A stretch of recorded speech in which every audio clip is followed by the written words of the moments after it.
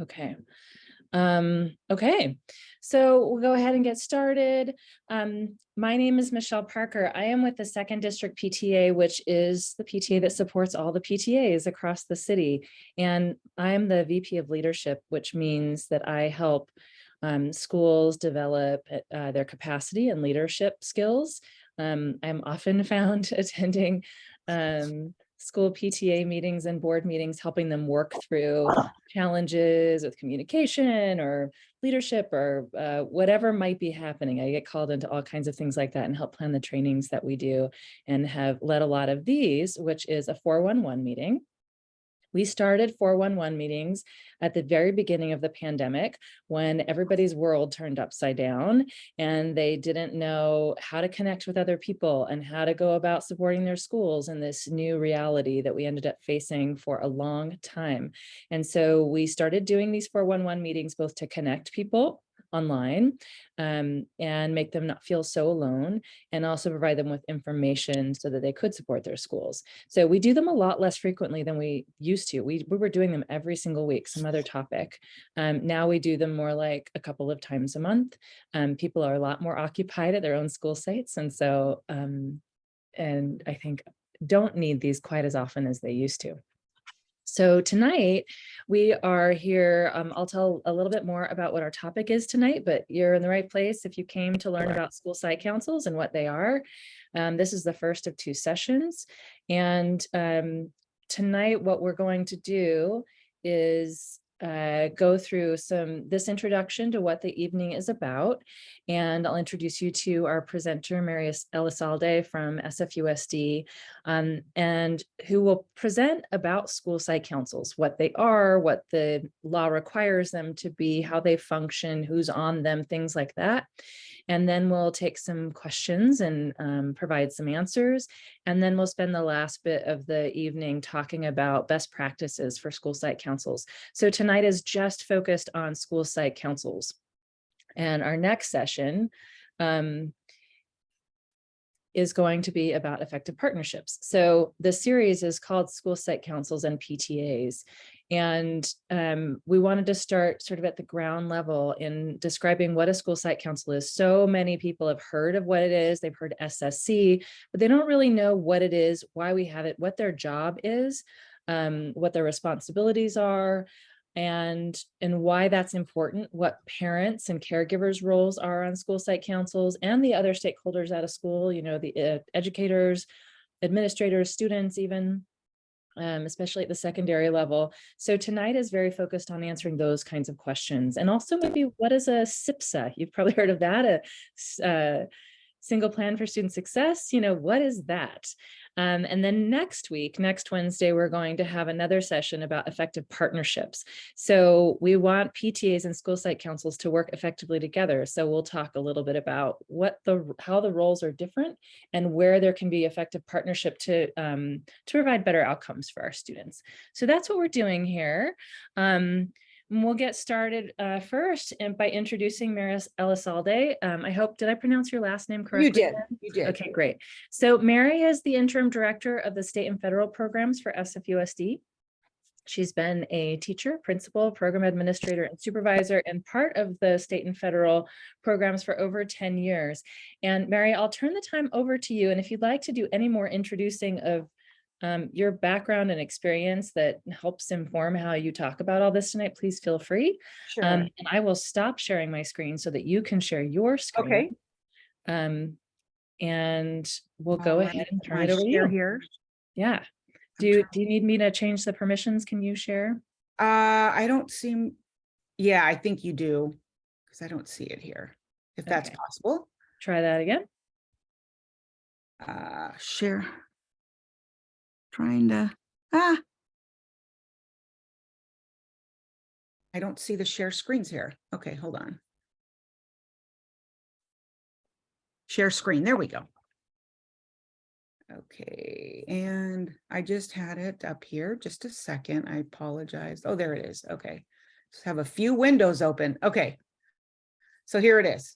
Can you, everyone see it? No. Did you finish pushing share? I did. So, well, let me go back. Try it again. let's see here. Share screen and share. Hold on. There we Did go. that work? Yep, Yeah. got it. You got it. Yay. Great. Okay. So, and I apologize in advance as some of this is redundant, and I'll try and paraphrase and read verbatim, but I don't want to put anyone to sleep here. So some of the items you'll see are some of the legal language that we have from Ed Code noted. So you'll see that in a minute. But as Michelle, thank you again for the introduction. As Michelle said, I've been with state and federal programs for quite a while in various roles. I was busy home raised. I was realistic, could only do so much. Yet, you know, there's things have evolved and changed in the district year after year. And I've participated at different councils and groups at the state level as well. And I ran part of our obligation in San Francisco Unified is to do some work around categorical programs with private schools. So many of my years actually in state and federal was working with private schools. I have a colleague who now does that part, but that's a whole topic for another, meeting. So I've participated in a variety of ways throughout the state, throughout the district, and other districts in the state as well. So, and I started off as a teacher. I've been a site administrator, as Michelle said earlier, and then came to central office. So the first slide is, what is the school site council and who are the members? Many of you may know this already. The school site council is an elected or selected group, typically elected group representative of the school staff, the parents, and in secondary schools, meaning middle and high school students also. And then here at the bottom, it just shows some of the Ed Code that from the CDE website that, sort of provides that guidance. They provide and part of the SSC does support the annual student plan for student achievement. We call it the SPSA. And then some of the categorical funds, specifically Title I. The school site council works with the principal on looking at those funds and checking out various programs within the school if they receive Title I funds. Not every school site does. And by the way, feel free to interject and ask questions at any point. I know I can talk pretty quickly and just ramble here. So please feel free to interrupt anytime. And so here are the responsibilities of the SSC. And it's to annually facilitate the revision, update the school goals, improvement, again, the school plan for student achievement, which we mentioned earlier, the SPSA, ensure the goals and the improvement strategies are measurable and based on an analysis of verified state and local data. And that is such things as, state testing, any local testing that we may have, and so on and so forth, so that the goals and measures that are being set for strategies within the SPSA are research based. So a lot of that, is data that we take and we analyze at our respective school sites. Ensure the goals, improvement strategies, and proposed expenditures. In our SPSAs, we have all the budgets that schools receive. Our department primarily works with categorical funding, which would be like Title I, Title II, Title III, Title IV. Anyway, again, and they propose expenditures that are legally compliant and support the district's goals and the LEA, well, the LCAP really, and the LEA as well, which is the district. So hope that makes sense. Anything else? Any questions or that may be coming up? Mary, I wonder, I might have missed it, but I wondered, for people who might not know, did you describe what a Title I school is? Yes, a Title I school is typically a school in our district. The schools are ranked given their data. And in our district, the majority are elementary schools that have, various categories of low socioeconomic, well, they call it socioeconomically disadvantaged is one of the terms used. The test scores, a lot of it, the majority of it has to do with poverty, really, and it's usually 50% or more at a school of students that may be, that I hate that label, but of poverty and fall into those categories. And so then those schools receive extra funding to support the achievement, academic achievement of those students. And it's very, the funds are pretty restricted. They're pretty strict in the sense of how those funds are utilized at a school and within the district. So we are monitored pretty much, well, every other year. Just last year, we had a federal program monitoring audit that will come to the district or conduct this online and evaluate our compliance with this particular area, as well as many others in the district. Our department is primarily responsible for the Title I component, or we call them instruments, under compensatory education, and Title I is wrapped up in there, but they also audit other areas of the district, the financials, and they can select PE, they can select after school programs, procurement, accounting, budgeting, whatever they choose. Our department is on the review list every single time because of Title I and the other categoricals that arrive to the district. I hope that helps. Yeah, for sure. And also, thank you, Tim, for posting that link about people who want to go, because I know we could have a whole other thing about Title I. And if somebody was wondering if their school received Title I funds, certainly if they went to a school site council meeting and they were reviewing budgets, they would see a line of revenue because funds need to be spent that way.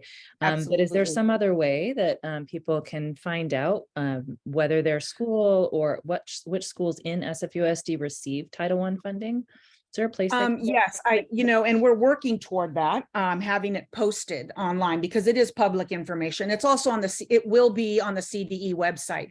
So on the CDE website, you could see that now for this current year. We're currently working on the numbers and figures for 23-24, and those will always be posted on the CDE website, but I definitely see room for it to be posted on our district website as well. I think it needs to be. Thank you. Yes. Any other questions or? Okay. So again, the SSC monitors the implementation of the approved SPSA, making modifications as necessary. And as a matter of fact, today I was with the superintendent and it was interesting to hear him say this. I hadn't heard this in a while, that the SPSA, he considers it a living document. So, it goes before the board after its completion, it's approved, but it is a living document. People can access that document down the road. Perhaps they receive additional funding. They can make those additions within the SPSA and check on their goals and their strategies, update the funding. And so it is a living document. And again, the SSCs must maintain documentation of all actions and activities for 3 years at least. And that's primarily for when an audit may take place, a federal program monitoring audit from the California Department of Education. So, yeah. Okay. And how are the SSC members chosen? All members, with the exception of the principal, are elected or selected by their peer group. The principal is assigned to serve as a permanent voting member on the council, and this responsibility may not be designated to someone else. Okay, the SSC selection process is determined by each district, and that's what our district determines. If you were to look on the CDE website, they would say, for example, that the principal can designate someone, but San Francisco, since I've been in the district for as long as I've been in the district, it's always been mandatory that the principal serve on the committee and not be delegated to someone else, like the assistant principal or someone else on the staff or another administrator. And it should be outlined in the district policy, which we do have, and then in the SSC bylaws. School site councils should have bylaws as well. Some do, some don't. I would say that the majority in San Francisco, the great majority all have bylaws. And it's up, they write them together, depending on the school, the needs are different for every school. So they write, they're responsible for creating their own bylaws. And then the composition of the SSC. So we already mentioned the principal. And as it's specified with the ed code, that it should have, it's required to have parity between the principal, classroom teachers, and other personnel. Other personnel are typically couldn't be a resource teacher from special ed, special day class, the school secretary, a clerk, classified position perhaps, is the librarian, typically considered, would be considered other personnel within the district, within the school site, excuse me.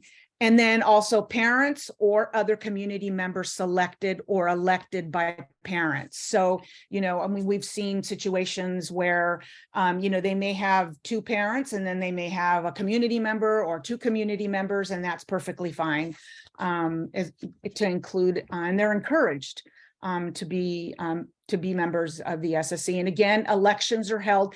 Typically, most schools hold their elections right around September, October, depending on what their bylaws state. Their bylaws may say, your office is for 2 years and you remain in your office for 2 years, but then we know that sometimes people move away or for other reasons may not be able to participate. So then an election is held. And each group is nominated and elected by their peer group. In other words, teachers are nominated and elected by teachers.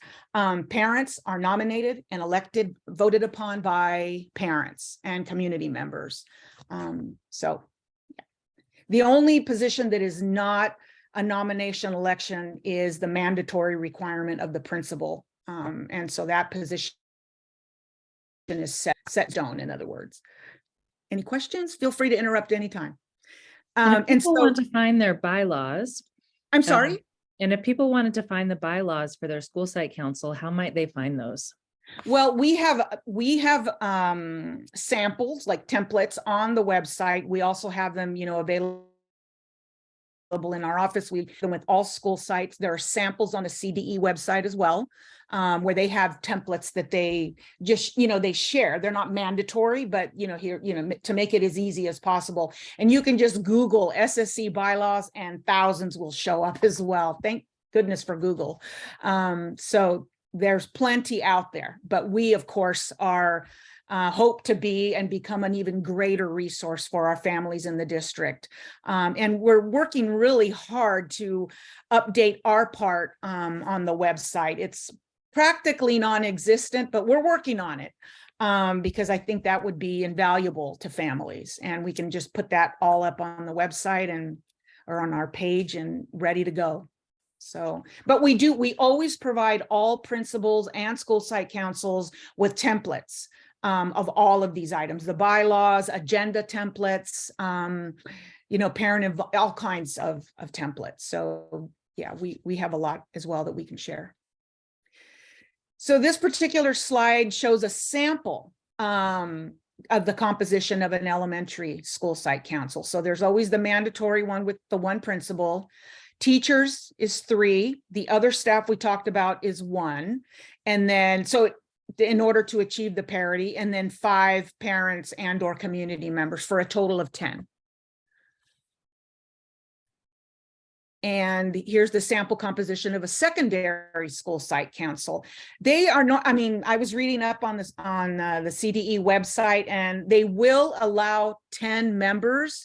But typically we find that our schools in San Francisco anyway, we go with 12 so that we do achieve parity with 12. But it's important to have students on the committee as well. In middle school, there's a choice. You can choose to have students or not. And some middle schools do, others don't, but high school, it's mandatory to have students on the committee. Okay, oops, I'm going backwards, I think. There we go. And again, is the membership oh no, I was going backwards. Hello. Okay, I need a little more coffee. More about the composition of the SSC. In both the elementary and secondary SSC, classroom teachers are the majority of the group, and the persons are represented under subdivision of this section. At the discretion of the local governing board, the middle school may, but is not required, as I mentioned earlier, to include student representation on the SSC. I do know they really make an effort to include students though, but it's not required. And then a little caveat here at the bottom, it's just kind of in the note phase there, that because this gets very confusing sometimes for parents, and rightfully so. Parent or community members representing that particular group may not be employed at the school site. So if you're a teacher, you know, obviously if you're I think it's pretty straightforward. Other school personnel refers to classified or certificated staff. For example, as I mentioned earlier, you know, the school nurse, resource teacher, the vice principal, instructional aide, the school secretary, and so on. Okay. And then operating the SSC. It is recommended that the local school board policy and/or SSC bylaws specify the means of selecting SSC members and officers, the terms of office for members, officers, most run about 2 years, and then they reassess. And then the method of membership replacement when midterm vacancies occur. So if there was a vacancy in the middle of the year, you know, there should be something in the bylaws so that everyone's in agreement, and the bylaws are set that, you know, an election is to take place within whatever, you know, 10 days, a month, whatever the case might be. Okay. And then there's the, you know, the important budget terms that are also, you'll see in the SPSA, many of these are also stated in the SPSA, if not all. Actually, most schools place them, all of them in the SPSA.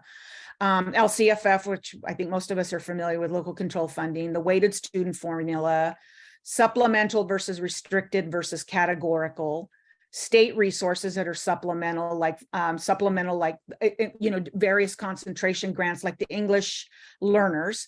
There's funds that we receive for English learners. Those typically are for schools that, most of our schools have English learners, or a certain percentage. And so those funds are allocated depending on the percentage at a school.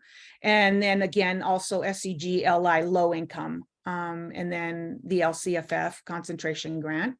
And then federal resources, categorical and supplemental. And so, like I said before, Title I, but there are other categorical funds as well, like I mentioned previously, Title II, Title III, Title IV.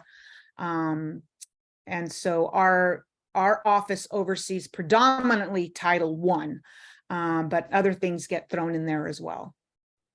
Mary, before you move on, I know a lot of folks may have heard some of these terms. We like to do a lot of alphabet soup and have so many types of terminology that is specific to education. But maybe a quick primer. We could do, we've actually in the past have done sessions about education funding to try to get into this more, and maybe that's something we could do again. But maybe you could just give us like a couple of lines for people who watch this now or later, what the local control funding formula is, where it comes from, and if it's restricted, and the same thing for each of those lines that you just mentioned, just where it comes from, what it is, and if it's restricted in some way. Okay, so Tim, I'm going to call on you here. Sorry. If there's anything that you want to, feel free to chime in as well, and we're all so thankful that Tim has joined our district. He's amazing and is doing a great job with the LCAP. So feel free to jump in, Tim, at any point. So LCFF is it's funding that's allocated through I can call it a principal apportionment. And it's funded through a combination of local property taxes and state funding from what they call the state school fund and education protection account, whatever that means. This comes straight from the CDE. from the state. And it's a combination funding. So, and weighted student, this one, I haven't used this in a while. So the weighted student formula. Okay, I'm going to read verbatim. A weighted student formula is allocating funded based on student characteristics at a school. It's designed to replace the traditional budgeting process, which allocates resources to cover a school's operating costs based almost entirely on the number, not the type of students enrolled at each school. So it just depends. I don't know if there was anything, Tim, that you think we could add to that, or? Yeah, I could speak to it. So it's weighted, the various formulas within the weighted student formula are Right.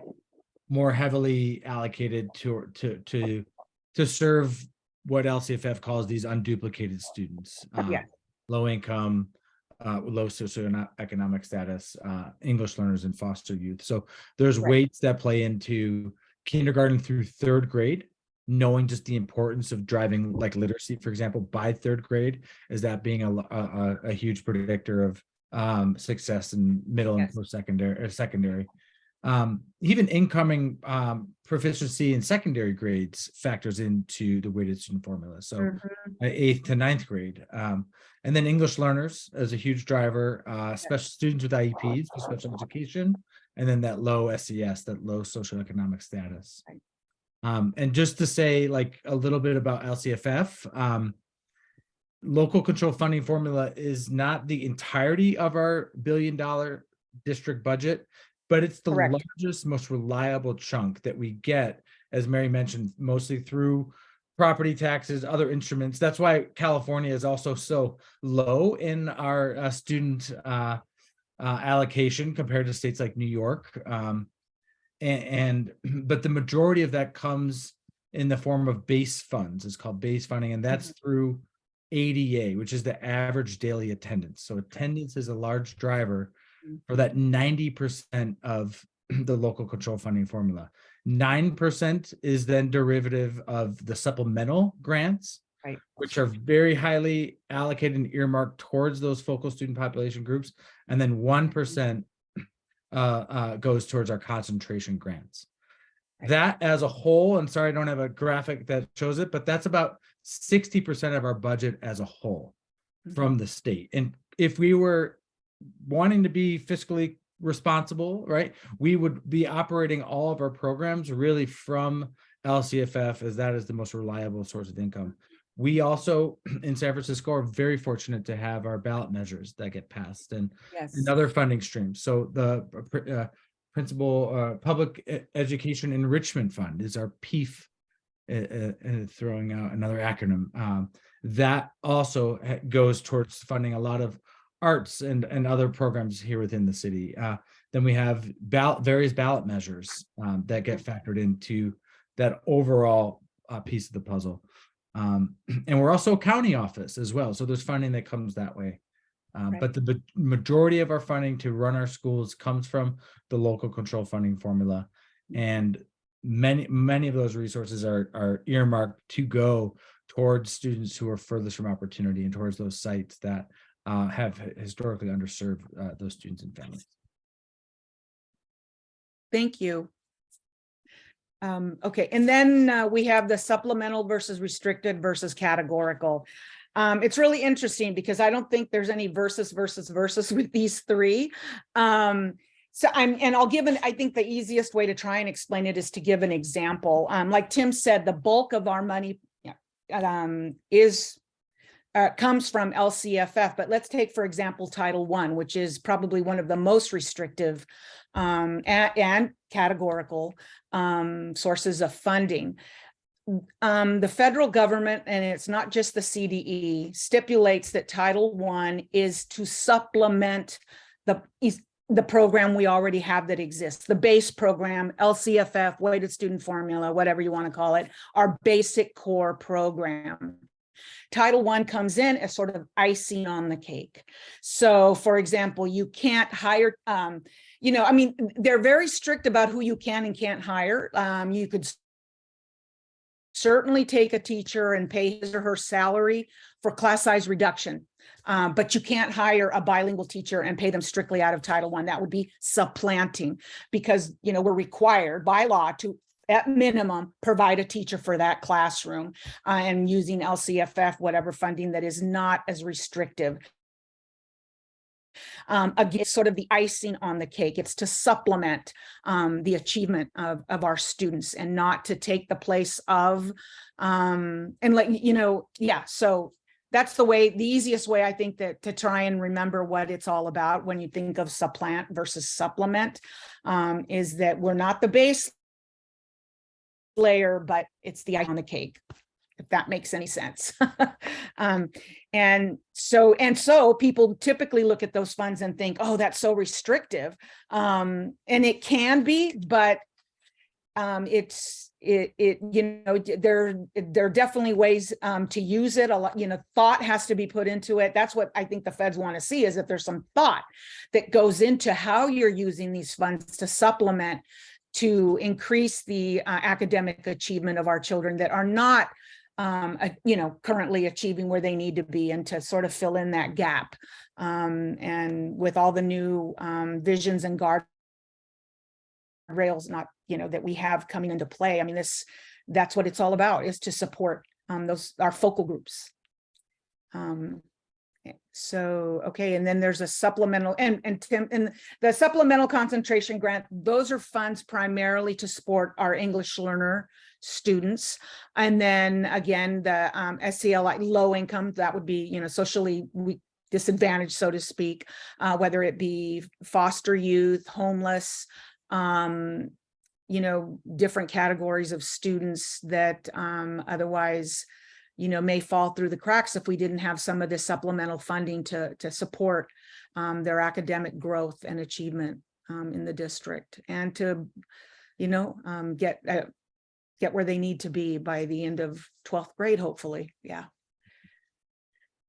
Okay. And so again, so this one just mentions Title I, but I mentioned previously that we also received Title II, Title III, Title IV. Title IV came into play when COVID came into play.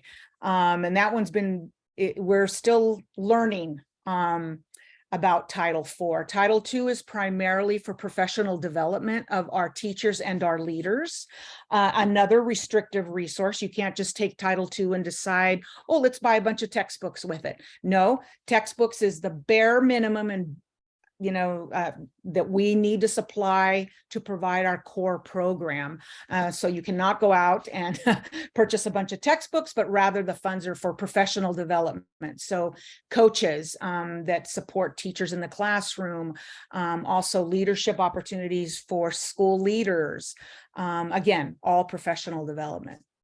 So in that regard, it's considered definitely restrictive. Another one of those supplement, not supplant categories. Okay. I think that's about it. Okay. Great. It can get very complex very quickly. But we Yes. wanted to Apologies for that. No, it's thank you. But this is a very brief overview. So Yeah. let's if you want to stop sharing your screen, Sure. Mary, let's see, are there any questions that came up from folks who are here? Oh, and it looks like we might have lost some folks too, but are there any questions that you have before we move on to the remainder, where we talk about maybe some best practices with school site councils? No questions here. Okay. Any questions on your end, Liz?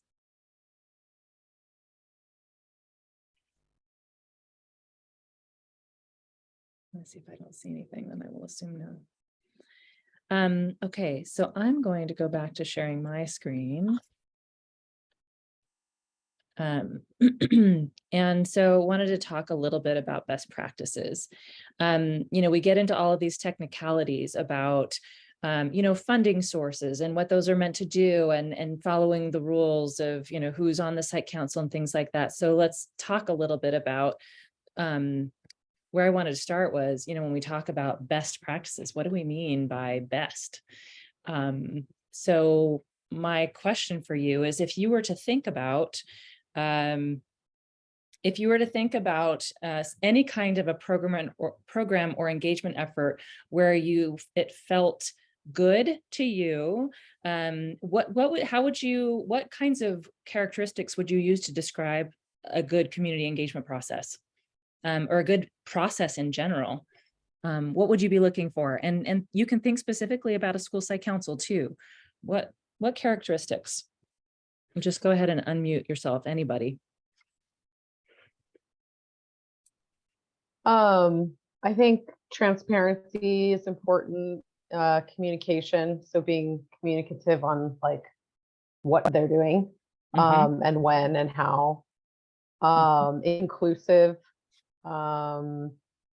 which is something we're working on right now at our school. And also just cohesive messaging between these groups, PTA, SSC, CCT, like all the committees on site. I would hope for them to be cohesive and like, working in tandem to execute the big goal, which is taking care of our students and families at the school. So we're all kind of doing separate things, but they overlap a lot. So yeah. Absolutely. Thanks for those. Any others folks want to bring up? I think, if I may, I mean, this may sound very, very basic, but I think that having been part of state and federal for a while, and the various opportunities to work with schools like councils on, I just think, the basics of allowing people to express their opinions and respecting opinions. And again, I think that goes along the lines of communication and transparency. And I think a really important one that is also giving babysitting available. Some people, I mean, a lot of times parents don't show up because it's obvious they have kids at home. So offering that opportunity, and I realize not everyone can do that, but I mean, at least, I think that this is what I've heard periodically from different families. I think if a translator is needed, it's always helpful to have a translator, and the district, a lot of times there are parents that can volunteer for that, or the district has the TIU department that folks are willing to come out and support the effort as well. So those are a couple of, I think, pretty basic tips, I suppose. They're basic, but they're important and they get missed. So yes, yeah, absolutely. That's why it's worth mentioning them. Any others that come to mind? I'll call out process.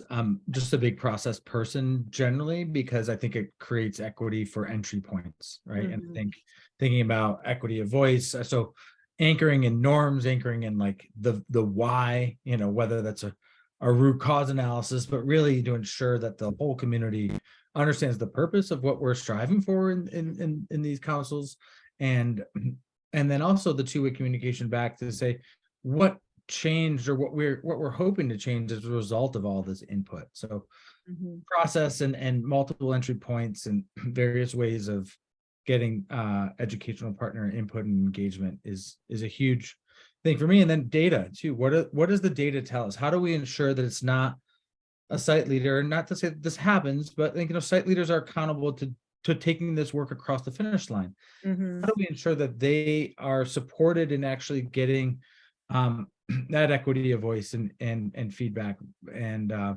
parity from across various members, and not just like the microphone, it's late, but that quote where like mighty is the pen, where you have the mic and you can kind of steer parents to a place, versus like actually creating a system where all voices and input is accounted for, and then you lift up where there's patterns or trends, or and to you could go in to writing the Constitution with the preamble in your back pocket, but to like be open to outcome, and to ensure that families see and even students at that middle of the high school level see the plans, as being representative of their input and their voice. So data is a huge component for me, process and transparency, you named Amy, and feedback loops around. It's not going to happen overnight, right? But if you can engage this community in a way that you know, is able to like guide you as a principal on those tough days where you're out 4 staff members and you're running around, you can look up to your theory of action, your plan, and say, that's what we're going for. That's what matters. Let me not lose sight of that. And that all families and even students are bought in to your theory and your plan of action. Then you're gonna achieve the outcomes you're striving for. Thank you. And I also, you know, because he's not an official presenter, I didn't introduce Tim, but Tim Burke is a pretty new in our district. He's our LCAP manager, which LCAP is the Local Control Accountability Plan, which is required by law as part of the local control funding formula to make sure that that all the stakeholders in our community are part of putting together a plan of what we want to see happen for students and how we're going to get there. And it's an accountability tool. And so we've never in SFUSD had somebody who is specifically managing that process as opposed to wears multiple hats also managing that process. And so Tim is the new manager and leads the LCAP task force. And so thanks, Tim, for all of that. Yeah, anything else that comes to mind before I throw a few other things out there? Okay, those are great. And I was counting on lots of that. And so I'm actually, before I send this slide deck out to people, I'm going to add some more ideas to this. There's a few other things that I've seen, that I've been part of, that I wanted to make sure we also elevated. Things like, you know, when we talk about representation, is also thinking about that election process. Is it well publicized? Do people know that they have the opportunity to be on the site council, and not just, oh, school site council elections are happening, but what does that mean? What is my job as a school site council member? What is my commitment? What is a school site council? You know, what is a SPSA? All of those things, so that they know why they would want to be part of that process. Sure. So making sure that's a very open and accessible process. And then another thing that comes to mind and is sort of represented in a lot of the comments that you all made is clear, inclusive, accessible communication and language. So that is in language communications, because all of our schools have folks who don't speak English as a first language.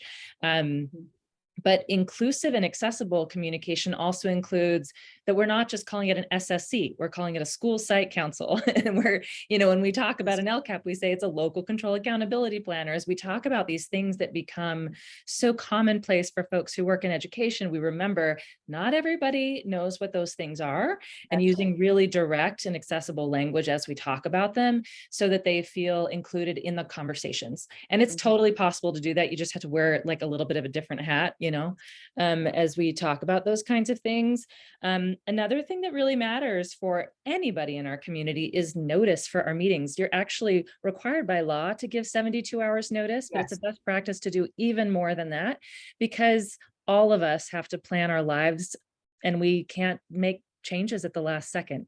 So having a regular monthly time that you meet, finding out what is the best time for your community to meet, not just choosing a meeting time and then nobody can come, you know, but what is the best time for people? Can you give enough notice so that people can make arrangements with their own schedules and families?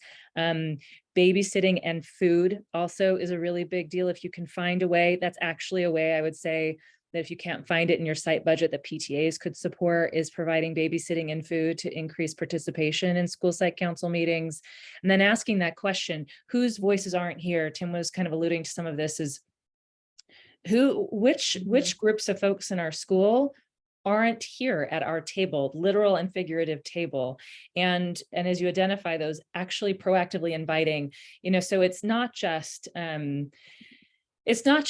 involving the people who happen to show up at a meeting, but if they can't come to a meeting, what's a different way we can get input from those groups? Can there be subcommittees of our school site council? Can they reach out to some groups for whom it is kind of hard to make the time we've chosen, so that we make sure we're still collecting their input and feedback and questions in different forms and fashion and bringing those back to the school site council?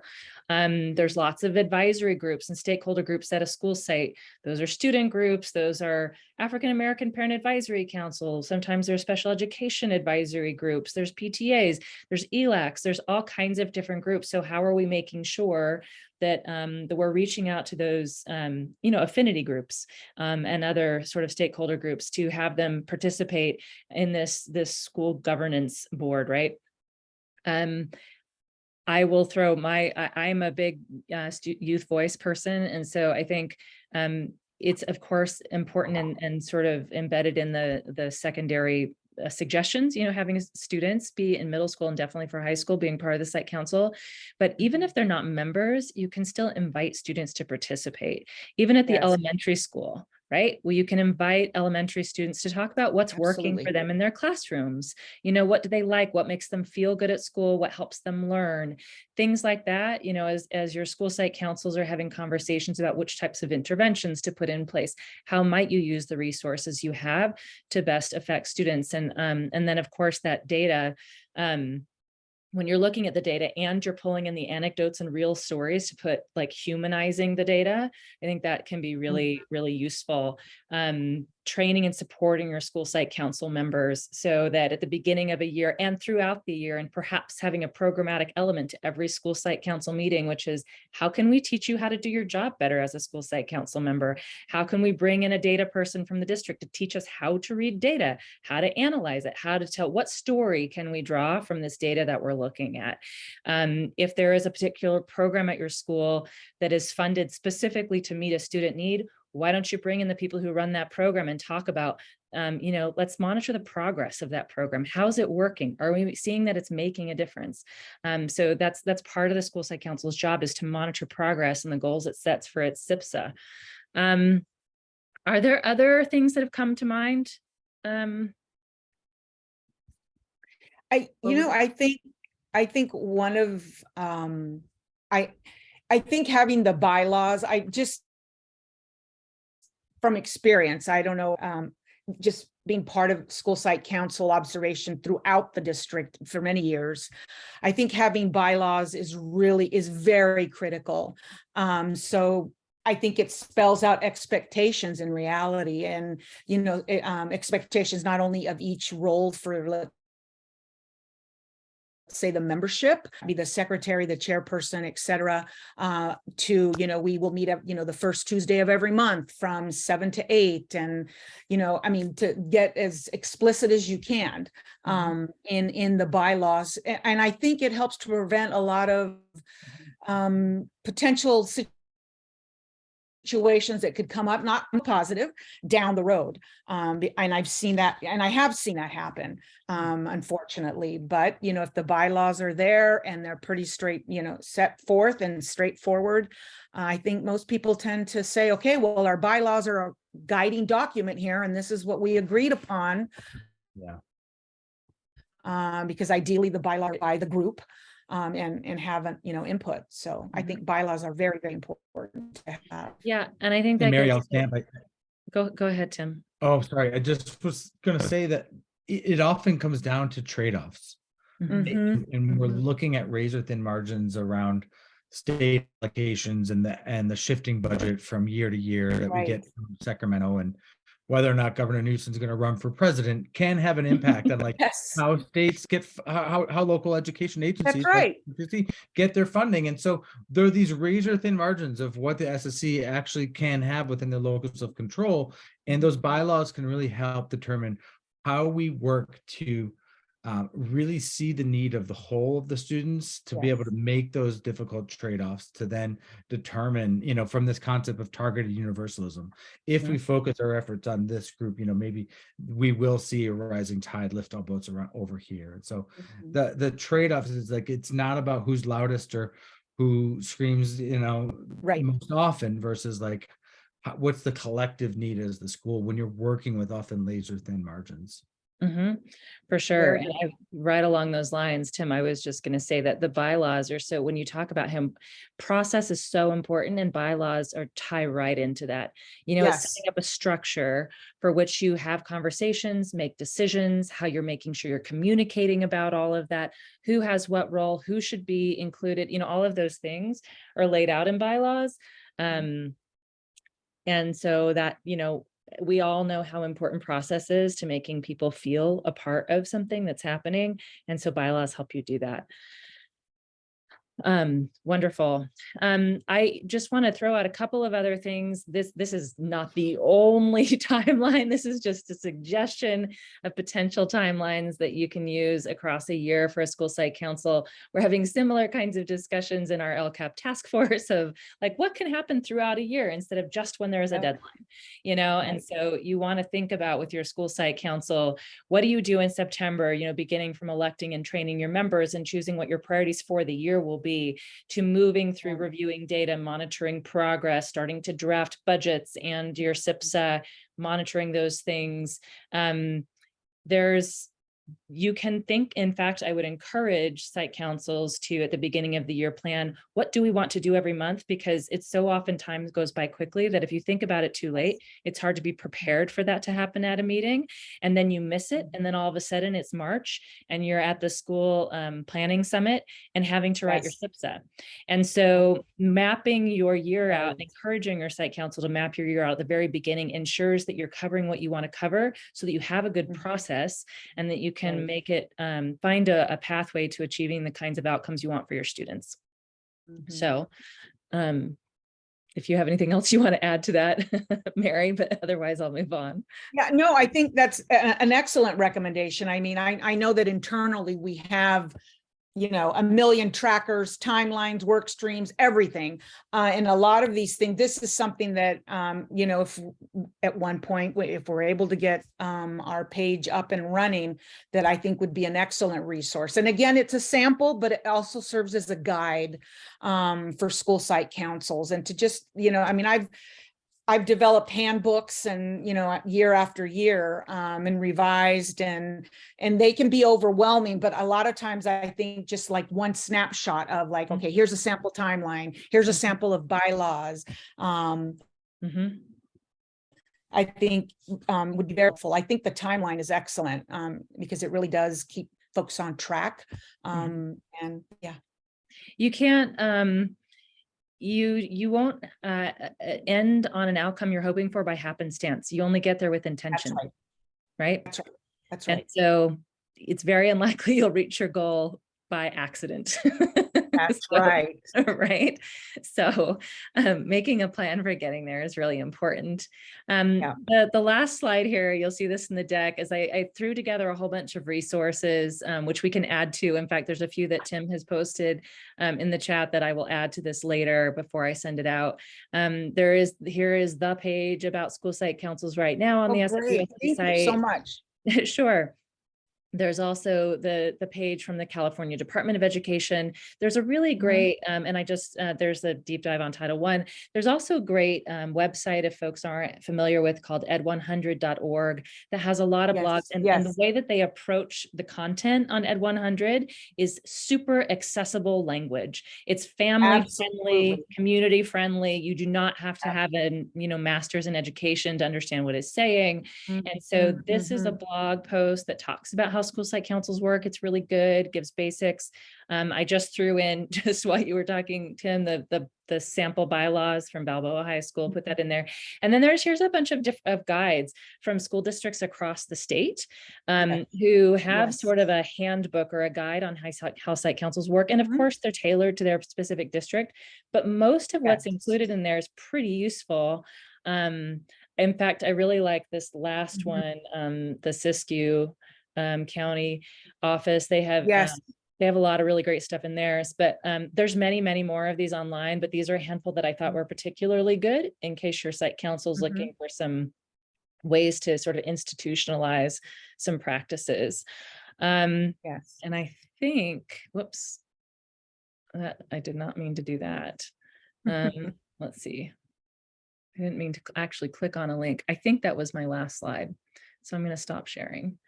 And so that is, I think that that's it for tonight.